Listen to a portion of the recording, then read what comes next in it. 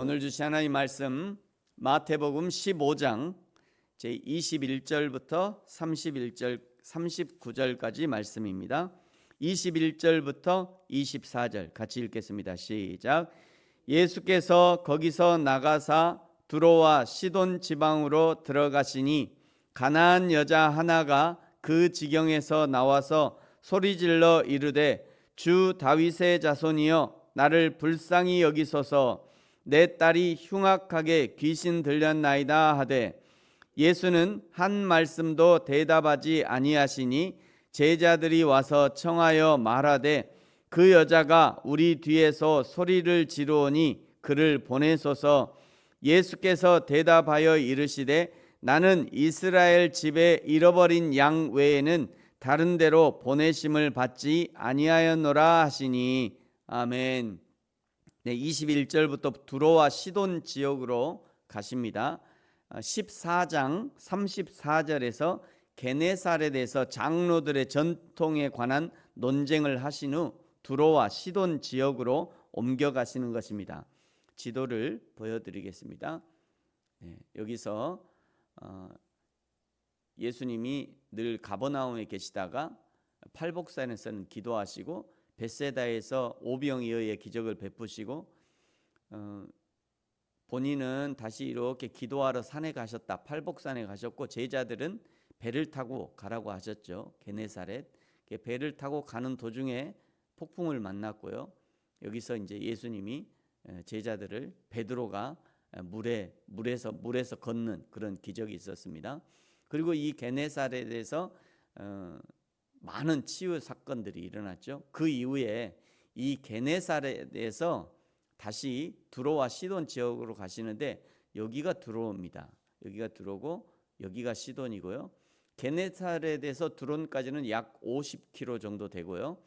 두로에서 시돈 지역은 약 40km. 그래서 이 지역, 여기 이 두로와 시돈 지역을 포함해서 두로와 시돈이다 이렇게 얘기하고 요 지역으로 가신 거죠. 거기서 22절 끝에 보시면요. 흉악한 귀신 들린 가나안 여자의 딸을 만나게 됩니다. 그 가나안 여자의 어머니가 와서 내 딸이 흉악한 귀신에 들렸습니다. 제발 고쳐주십시오. 얘기하는 거죠. 이제 곧 예수님의 십자가 사역이 앞에 기다리고 있는데 그 십자가 사역을 감당하기 전에 이방 지역을 순회하면서 전도하시려고 예수님이 이 지역으로 가신 겁니다. 그러면서 24절에 예수님은 나는 이스라엘 집에 잃어버린 양 외에는 다른 데로 보내심을 받지 않았다 하시면서 마치 가나안 여인을 멸시하는 듯한 말을 하십니다. 자존감이 낮은 사람은요 이런 말 한마디에 돌아서서 화를 내고 악담을 쏟아내면서 다시는 만나려 하지 않을 겁니다. 그런데 이 가나안 여자는 자존감이 건강한 여자였던 것 같아요. 또는 자기의 딸을 위해서 그 정도 무시받는 것은 괜찮다. 그 정도 내가 무시를 받아도 내 딸이 나올 수만 있다면 하고 예수님께 다시 한번 정중하게 요청합니다. 25절에 보시면 예수께서 예수님께 정중하게 주여 저를 도와주소서 요청하고 있죠. 그러자 또 한번 예수님이 이 여자의 속을 긁어놓습니다. 26절에 자녀의 떡을 취하여 개들에게 던짐이 마땅하지 아니하니라. 이 정도면 이 여자가 가지고 있던 물건을 집어던지면서 뭐라고 지금 나를 개로 취급하는 거야? 이 양반이 보자 하니까 그러면서 가난한 사람들을 진짜 개 취급한다고 하면서 막 화를 내고 신고를 하고 장로들 찾는 예수 여기 와 있어 하고 막 그랬을 것 같은데 그런데 이 여자의 대답을 들어보십시오. 27절에 보세요.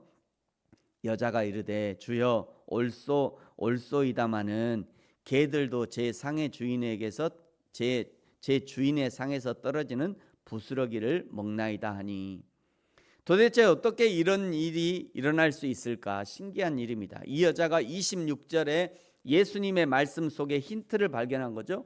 예수님이 너무도 무심하게 던지신 한마디 속에서 기가 막힌 예수님의 마음을 발견하고 옳거니 이것이다 라고 그 말씀을 붙잡은 겁니다. 무엇이냐면 26절에 개들이라는 말씀이에요. 예수님께서 사용하신 개라고 하는 이 말은 헬라어로요 퀴나리온이라는 단어입니다. 퀴나리온이라는 단어인데 경멸적인 의미에서 들깨나 거리를 어슬렁거리면서 다니는 사납고 악한 똥개를 가리키는 것이 아니라 집안에서 기르는 애완용 개, 강아지, 작은 개, 이런 의미를 가지고 있어요. 이 주인, 이 여자가 이 말씀을 들은 것입니다. 이 말씀을 붙잡은 거예요. 지금 예수님이 지금 개라고 말씀하시지만 그냥 발로 차버리는 그런 개가 아니라 나를 안아주고 싶어 하시고 나를 만져주고 싶어 하시고 나를 불쌍히 여기시는구나 라고 생각한 거예요. 개도 제 주인의 상에서 떨어지는 부스러기를 먹습니다. 예수님이 이 여인의 대답을 듣고 깜짝 놀랐을 것 같아요. 이 여자가 예수님의 테스트에 합격하고요, 예수님이 치유의 은혜를 입게 됩니다. 28절에 이에 예수께서 대답하여 이르시되 여자여 내 믿음이 크도다 내 소원대로 되리라 하시니 그때로부터 그의 딸이 나으니라. 말 한마디로 천냥빚만 갚은 것이 아니라 몸의 병이 치유함을 얻고 그의 딸이 살아나는 그런 은혜를 입게 된 겁니다. 저와 여러분은 어떤 하나님의 말씀을 붙잡습니까? 선포되는 모든 말씀을 다 깨닫고 다 알아듣지 못해도 단 한마디, 단 한 단어라도 주님의 말씀을 붙잡으시기 바랍니다. 그 말씀이 은혜의 물줄기가 되어서 내 영혼을 적시고 메마른 내 심령을 소생케 하고 답답한 내 마음에 단비가 되어주는 것입니다.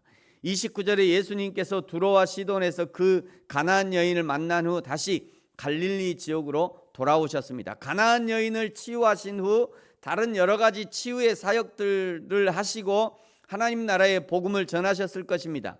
그럼에도 불구하고 성경은 그 가나안 여자를 치유한 후 바로 다시 갈릴리로 돌아가신 것으로 기록하는 이유는 예수님이 일부러 그 여인을 만나려고 거기 가셨다는 것을 강조하는 거죠. 예수님이 왜 이 땅에 오셨습니까? 나를 구하시려고 이 땅에 오신 거예요.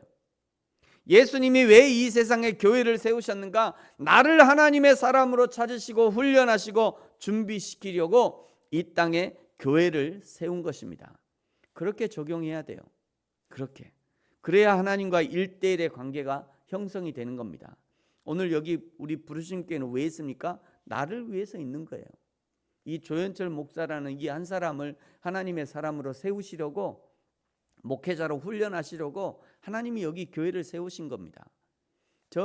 저와 여러분이 다 마찬가지입니다. 왜 여기 부르신 교회가 있는가? 나 같은 사람에게 하나님이 은혜 주시려고, 어떻게든지 나에게 은혜를 베푸시려고 하나님이 여기 교회를 세우신 거예요. 그렇게 적용해야 되는 겁니다. 그렇게 적용해야 돼. 그래야지 하나님과 나와의 1대1의 관계가 형성이 돼요.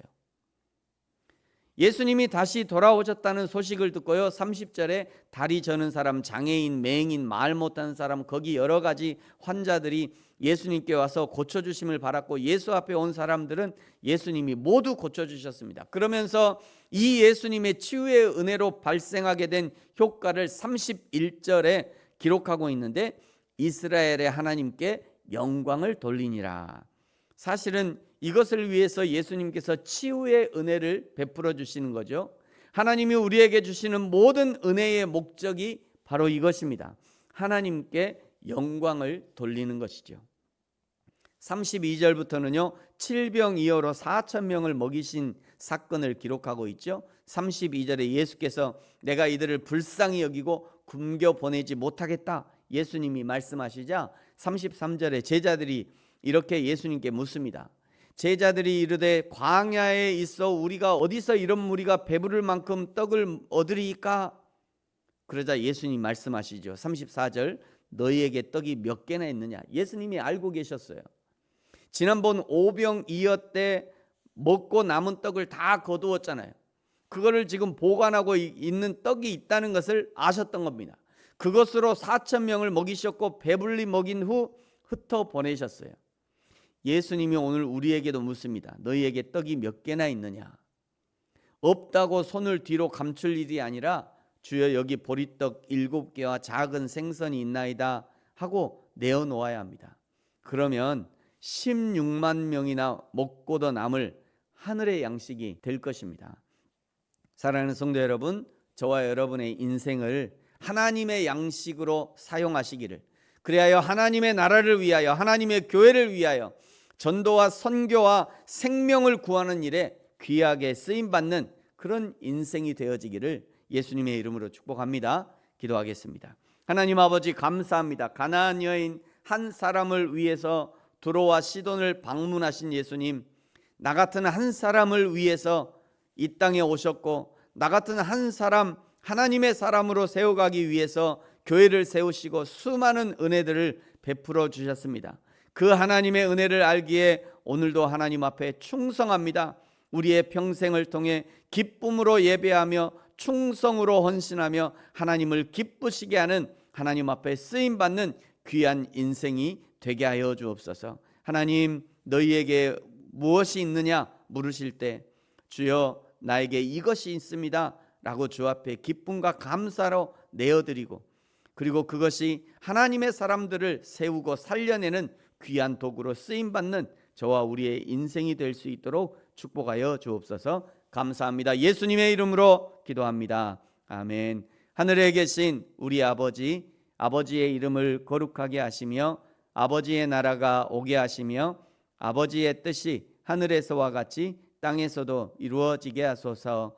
오늘 우리에게 일용할 양식을 주시고 우리가 우리에게 잘못한 사람을 용서하여 준 것 같이 우리 죄를 용서하여 주시고 우리를 시험에 빠지지 않게 하시고 악에서 구하소서. 나라와 권능과 영광이 영원히 아버지의 것입니다. 아멘.